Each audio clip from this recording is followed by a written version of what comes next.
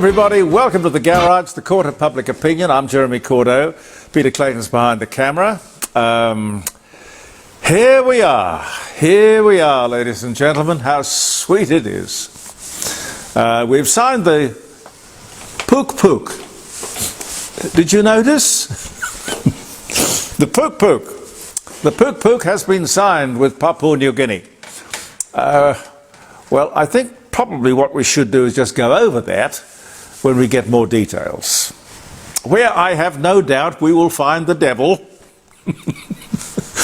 Oh dear. Thanks to Auscast, by the way, who take this show around the world. It's Andy Martin's company. He also does the Friday show from the dining room table. He came in for the live streaming show last Friday and he tells us that we've got 87,000 listeners here in Australia. Thank you, one and all. I seem to remember going back to 5DN days that we were sort of, you know, like number one with an audience of around 50,000. So I don't know how they measure things. Maybe they measure things differently these days. I don't know. We've lost a couple of great people here in South Australia. And Gary reminded me of that. Two wonderful personalities, good friends too. Leaders in real estate, Anthony Toop and Michael Brock. Taken far too young. I'll miss you guys. Over the years, they made a fantastic contribution to this state. Vale to you both. I say that for Dame Jane Goodall as well. 91 years, good years, well-lived, wonderful contribution. I had the privilege to talk to her several times over the years. Marvellous lady. Jane Goodall. Dame Jane Goodall. Now, coming up this week, today, dear, oh dear, oh dear, that's the problem with anniversaries. Sometimes they throw up the saddest of events. Today, the 7th of October, the anniversary of the unprovoked attack on Israel by Hamas. I don't think you can deal with these people. But I guess we've got to try. But what comes out of this peace initiative will be interesting to see. I hope something that stops the pain and suffering. Because it is not the hierarchy who are in their hotels in other parts of the world. No, they don't suffer. It's the people in the street, in the cellars. And of course the hostages in the tunnels. Anyway, we are edging close to some sort of clarification. Scrimpflation. I don't know if you've heard of Scrimpflation. I hadn't heard of it. Scrimpflation. We all know about inflation and shrinkflation. Inflation eats away at the value of your money. Shrinkflation is where you get less quantity for your money. Now, scrimpflation is where you get less quality for your money. They will never run out of ways to shortchange us, will they? I'd be surprised if this sort of thing is widely known. Because you wouldn't check on it, would you? You'd pick up the packet and you'd think, well, you know, maybe it tastes a bit different. I don't know. Should we accept this? I don't know. According to Monash University, 1 in 4 shoppers believe that it's perfectly okay to steal from supermarkets. Well, tell you what, what goes around comes around. Ramping continues, and patients are now being put up, they tell me, in high-priced hotels, luxury hotels. Nice for everyone except the taxpayer. And when questioned about it, they say straight-faced, there's nowhere else to put them. What a shocking admission of total failure. Chris Picton, the minister, what is it? Is it a factional thing? Why is he still there?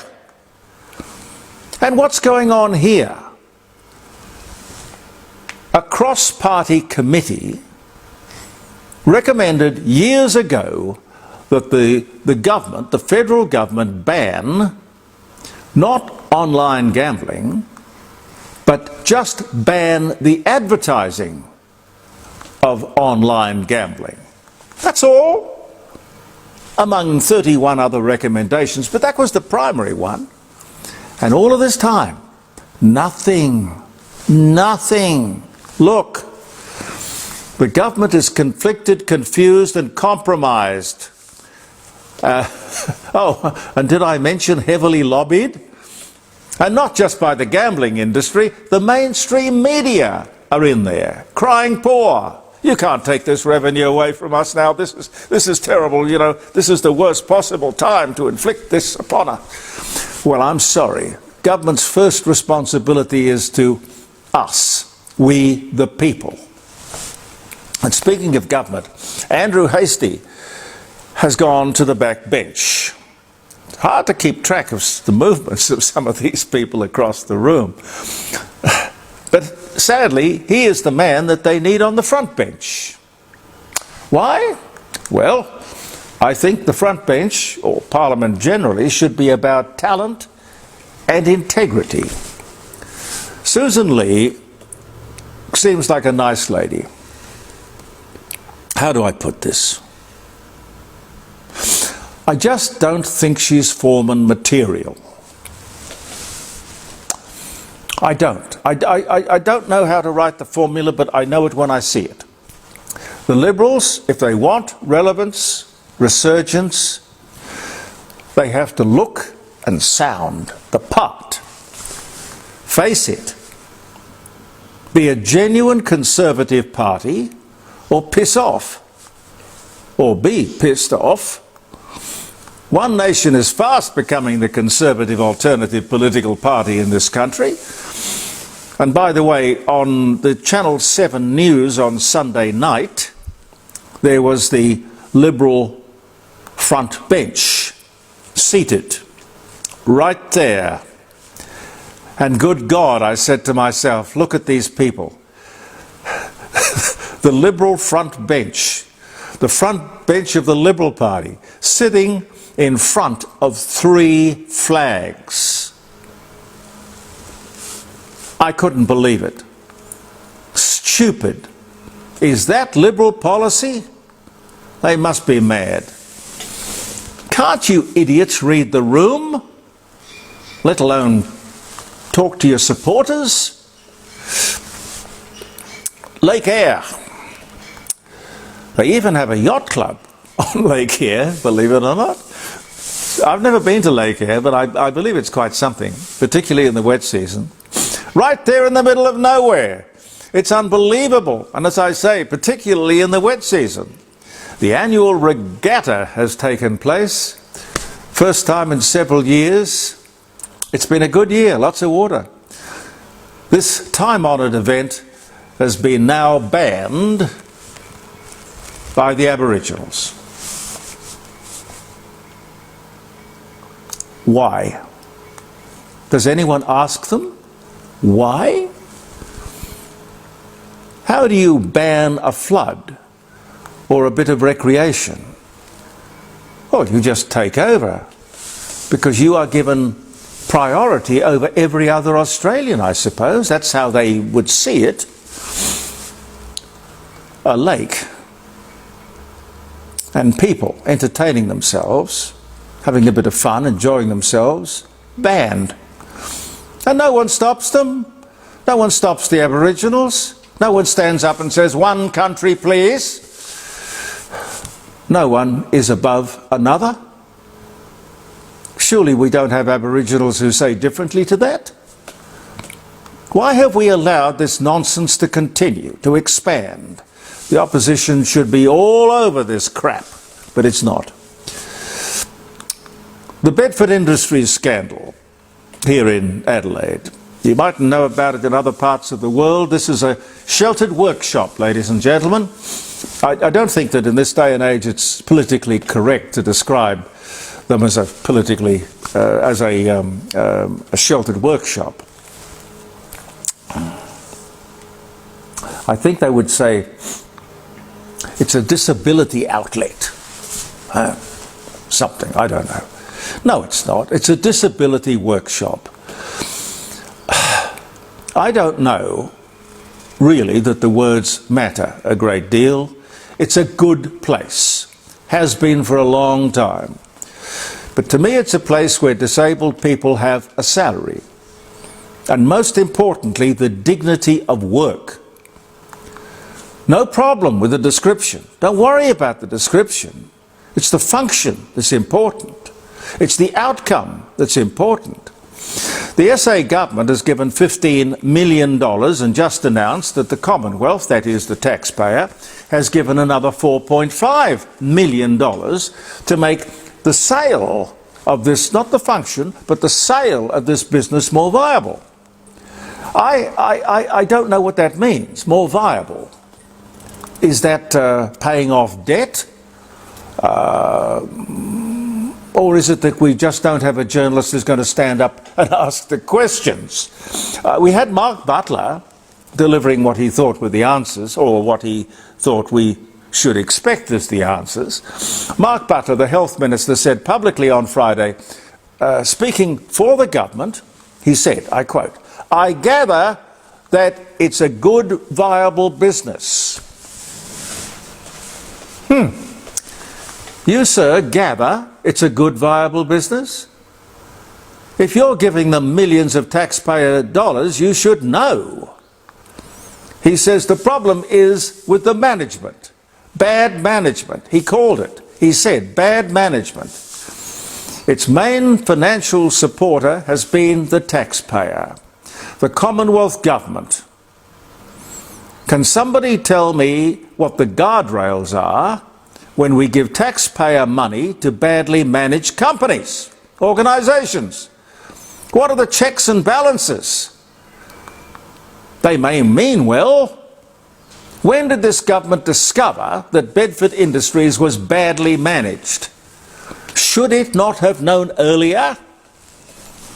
Did they discover when it went broke? Don't we have any requirements when we give public money that we can check and see how well managed the company is? Actually, if it's been badly managed and the money has been wasted, lost, stolen, for how long has it been lost and stolen? It's an old organisation. How much money? Commonwealth taxpayers' money has been lost and stolen, misappropriated. These are the questions, but there doesn't seem to be anyone out there in journalism land who asks them. If you think I sound angry, you're right. I am angry. It is inexcusable. The minister stands up there and says nothing wrong with the business, just badly managed. Here's another $4.5 million. Have I got time for one more? Maybe one more? I want to talk to you about these ISIS brides. They could be ISIS terrorist brides, for all I know. For all anybody knows. They have been returned to Australia from the Middle East, quietly. I'm not exactly how many children, for sure, I think 15. We are assured that the government has done ample security checks and security is not a problem. Well, I'm not convinced. I really am not convinced. I don't think the government could really run a chook raffle. These women with their hijabs and niqabs look to me like they have not left the past behind. I'm sorry, they look to me like extremists. Do they behave like extremists? Well, we don't know yet. I don't know. Do you? Most importantly, we all have to care. Does this politically correct Labour government know or care? They say they are different. Now, the brides, they've left their murderous ISIS days behind them. How do we know? Does the government take responsibility? If they're wrong, you can want to leave your past behind, and I think considering the past, it's only reasonable that they do want to leave it behind. But what are they coming to today here in this country? And I would imagine, while I would suspect they don't have a right, I would imagine they'll all be on welfare and probably for life. What contribution do we expect them to make to this country? Ladies and gentlemen, I don't know, but sometimes I despair. We're here with the best wishes of the rising sun. They're at 60 Bridge Street at Kensington. Their telephone number, if you would like to ring and make a booking, it's always a good idea. They're open every day of the week, but it's not every lunch and it's not every dinner. So it pays to ring Grant or Jackie and just check that they're open. But they'll really look after you. The Rising Sun Inn, regularly chosen as the best pub or inn in South Australia, and Elder Fine Art Gallery in Melbourne Street, North Adelaide, with their last big auction. They're going to give it everything they've got for the end of the year. I'm not exactly sure when it's going to be, but it'll be heading up towards Christmas. But Jim and Helen are out there looking for notable paintings for that last big auction of the year, which goes all over the world, which if you're looking to sell a painting, you can be assured you will get the best global price for it. Talk to them. Elder Fine Art on 8267-2869. That's all you got to do. Coming up on Thursday, if I've got a second, John Overton will be on the show. Gary will be there. Tony will be there. Caroline will be there. Not Thursday. No, the Friday live show. Yeah. Professor Plimer will be there. The South Australian Aviation Museum, and apparently a big chunk of the acting business is going to be killed off. We'll tell you about it. They're hopping mad about it. I can understand that. Somebody pulls the employment rug out from underneath you, you get angry. Thank you very much for being with us on the Court of Public Opinion.